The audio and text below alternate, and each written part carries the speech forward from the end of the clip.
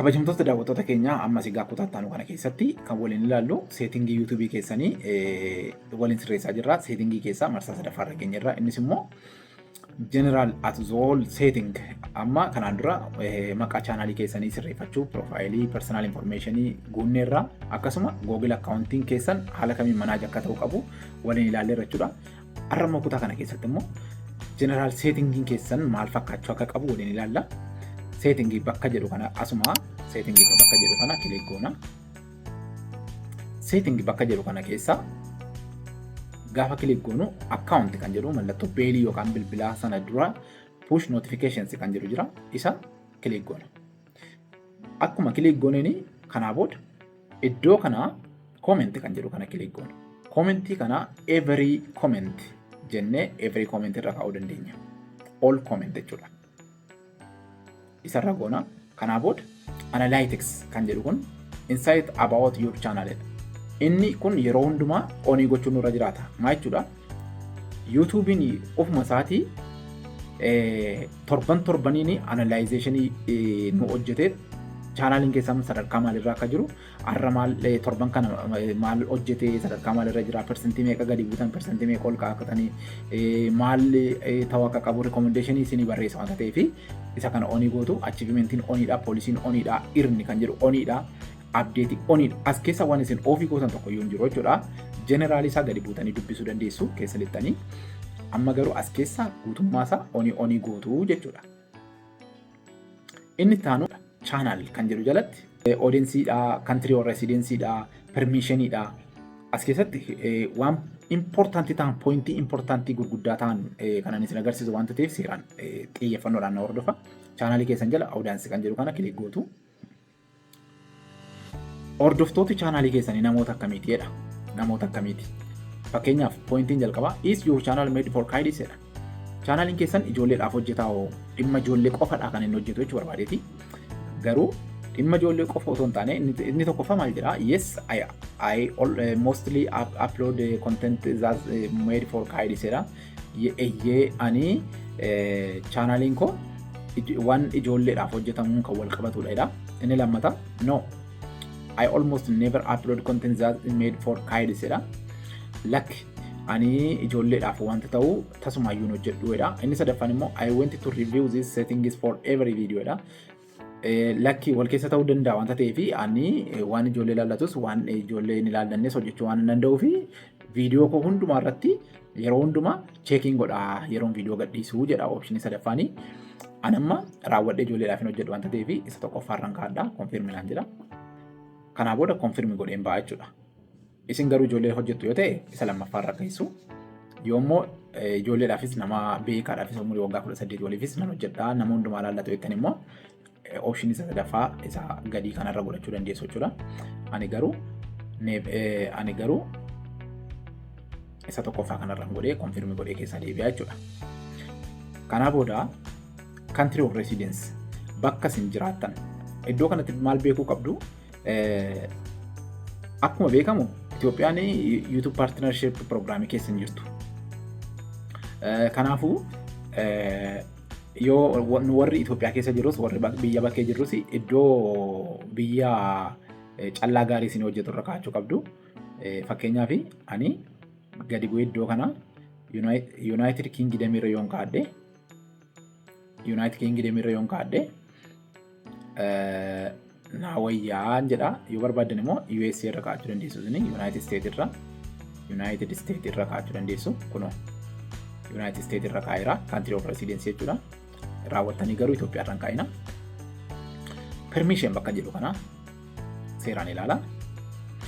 Amma iddoo kanatti waan isin beekuu qabdanii invitationii namaa ergaartu yookaan afeerraa godhaartu namaaf jechuudha. Afeerraa akkamii godhaartu?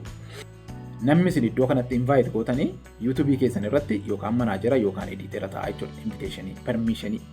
Fakkeenyaaf YouTube channelii keessan irratti isin iddoo tokko teessanii manaajera qaxaruu barbaaddu yoo ta'e akkamitti akka manaajera qaxartan isin agarsiisa jechuudha. Okay, steepii kana irratti immoo kan waliin ilaallu steepii sadaffaa irratti permissioniidha. Permissionii keessan irratti kilik gootaniiti YouTube chaanalii keessanii fi manaajera qaxaruu barbaaddu jennu. Manaajera jechuun akka keessan ta'ee nama YouTube chaanalii keessan manaajeessitanii godhu qaxaruu barbaaddu jenna. Kanaafuu gaafa permission irratti kilik gootanii jettanii permission irratti akkuma kilik gootaniin invitation isinii erga jala kanatti invitation kana jalatti nama manaajera gootanii qaxaruu barbaadan email isaa galchitu.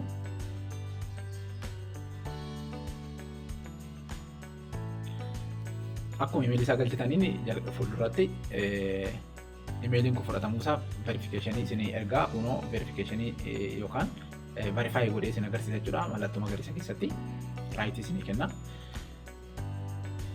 Eshi manaajera gochuun barbaada, editera gochuun barbaada, editera keessaa immoo limited kan ta'e editera kennuuf hin barbaada kan jedhu zirzirii isaa kana jalatti barraa'ee jira. Innis maalidha? Manaajer gootanii namni isin qaxartanii maal gochuu danda'a chaanaalii keessan jalatti kan jedhu as jalatti barraa'eera. Akkuma keessan ta'e YouTube chaanaalii keessanii hogganuu danda'a, laayivii galuu danda'a, viidiyoo caanuu danda'a, viidiyoo irratti caanamee dallatuu danda'a jechuudha. Riivinuu daataa keessan illee ilaaluu danda'a jechuudha.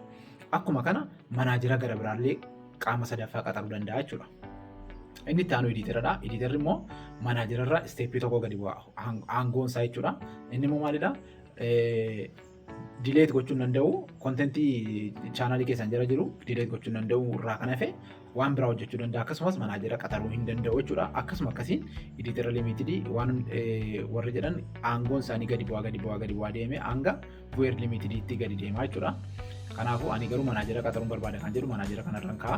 Send invitation kan jedhu jalarra jira. Invitation isa kana click gootu, send kan jedhu kana click gootu. Kanaa booda verify godheedha. Verify gootu. Anaan verification kan inni gaafatu ashaaraadhaan waanta ta'eef ashaaraan akka kanaan naa dhufa. Isa haa ta'u jedhee dabarsa. Haa ta'u jedhee akkuma dabarseeni haala kanaan pending jedhee manaajerri jira. Yoo argitaniitu ta'e garuu bilbiluma kanarratti imeelii ani galche sana baneen jira waanta ta'eef nama sanaaf ergeera jechuudha. Imeelii abbaa imeelii kanaaf ergeera. Ani garuu bilbiluma kanarratti imeeliin sun banamee jira waanta ta'eef meeseejiin naa dhufeera. Imeeliin isa dhannee waliin cheekii goonaa jechuudha. Okay, imeelii keessan gaafa akkasitti bantanii jettanii imeelii inviteeshinii nama sanaaf ergeera jechuudha. Namichi isin inviteeshinii ergitaniif suni meeseejii akka kanaatu imeeliidhaan dhufaa fi kanaa booda accept email kan jedhu yookaan accept invitation kan jedhu kana salphumatti addunaa inviteeshinii sana hin fudhattu jechuudha. Gaafa isin inviteeshinii fudhattanii jettanii gootu chaanaal kan jedhu dhufa. Namichi inviteeshinii fudhate sun akka kanaan chaanaalii keessan goo'edhee seenuu danda'a jechuudha.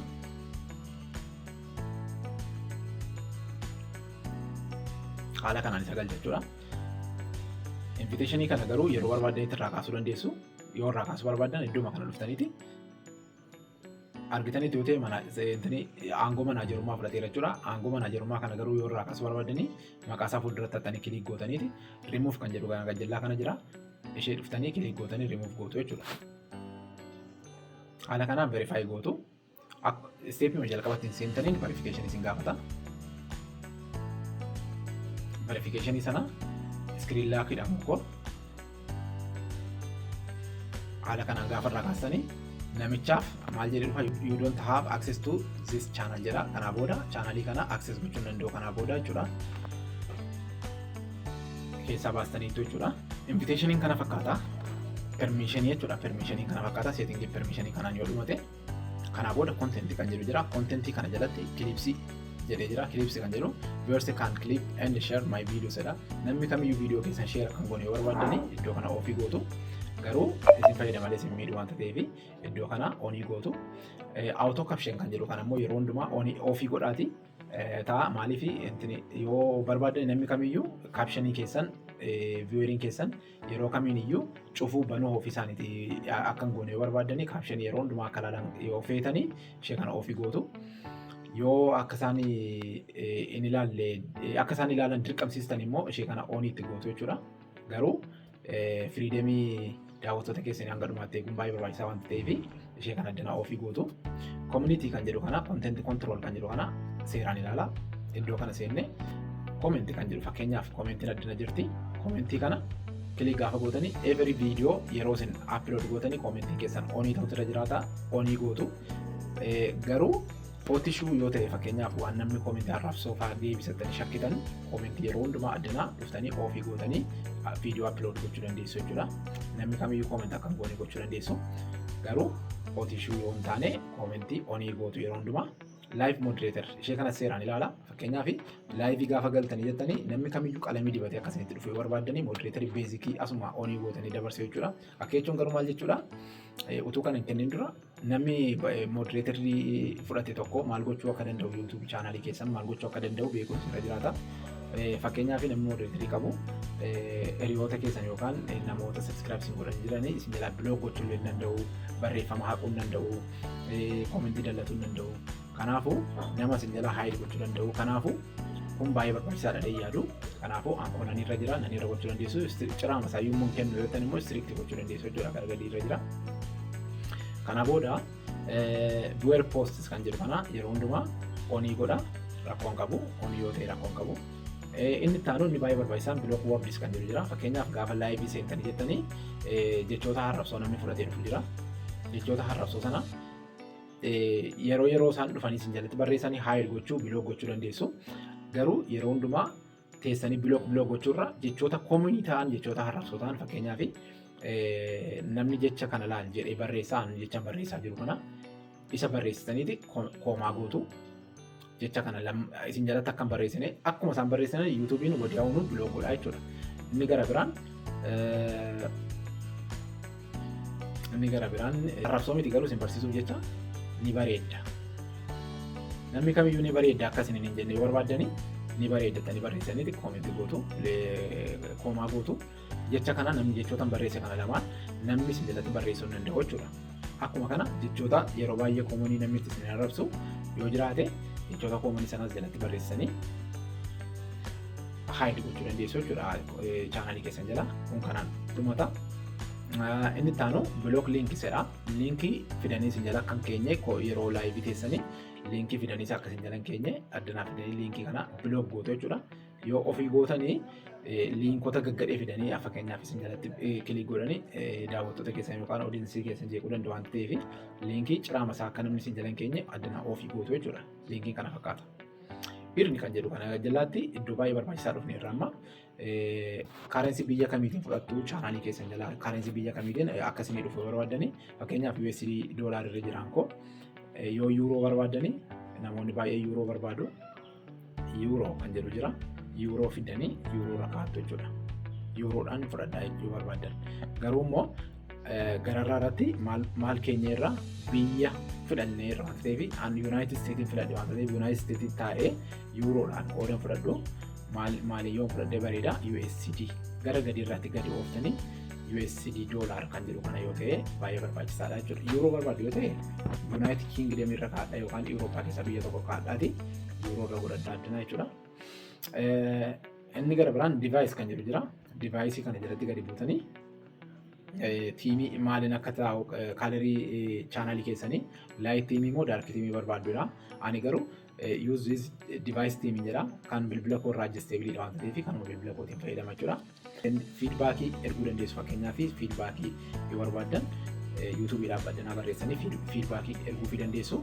Inni itti aanu help centerii kana keessa seentanii wanna barbaadan hundumaa as jalaa dubbisuu dandeessu. Help centerii jechuudha fakkeenyaaf chaanal profaayilii koo fi chaanal neemii koo akkamittan geeddara kan jedhu kun jalqabarra jira.